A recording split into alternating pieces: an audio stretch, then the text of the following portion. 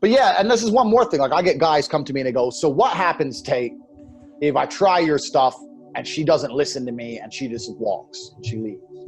Because it's a real worry for a lot of these guys, especially like, you know, and it's especially hard. Like if you've been in a relationship for 2 years and your chick hasn't respected you for 2 years and now you're going to try and get gangster on her, it's going to be hard. Like she's got a perception of you. And this is what I try and say. That's why I start it a certain way. That's why I cut off the male friends within the first couple of weeks. I'm like, look, this is not going to go any further. Yeah, it's not going to go any further if it ain't going to be this way. Yeah, you know, so got to get the fuck out of here, man. Because it's much easier to start on the right path than try and correct a fucked up path. So I have this view of it. Like I said, I look at the world through chess, etc. But I have this view of it where, what's the worst that can happen?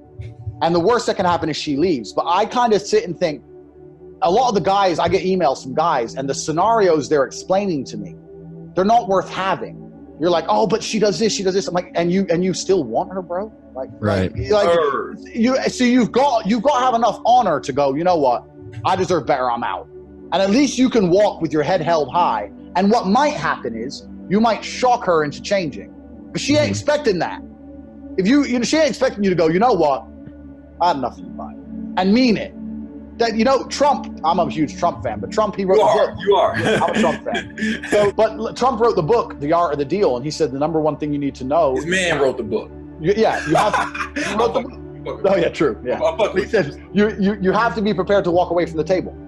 It's your number one negotiating tool. It's your absolute negotiating tool. You have to be prepared to walk away, and maybe that'll fuck the whole thing up. But so I'll give you an example. I had a guy who came to me and I was coaching him. He's like, my girl's hanging around with all these dudes and they're smoking weed, all this shit we've talked about. And I was like, bro, just dump her. Just tell her, look, you're unhappy in this situation. You care about her a lot.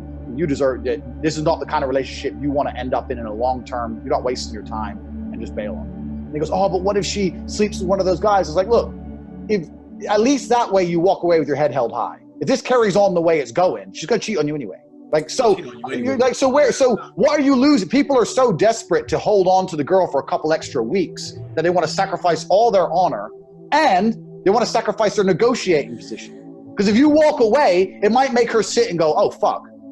Okay. Even if it's a 10% chance, it's a chance. She ain't going to change her mind if you're staying with her while she fucking does it. She ain't going to change her mind then.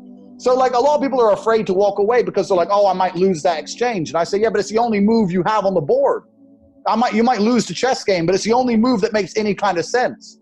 So what else you going to do?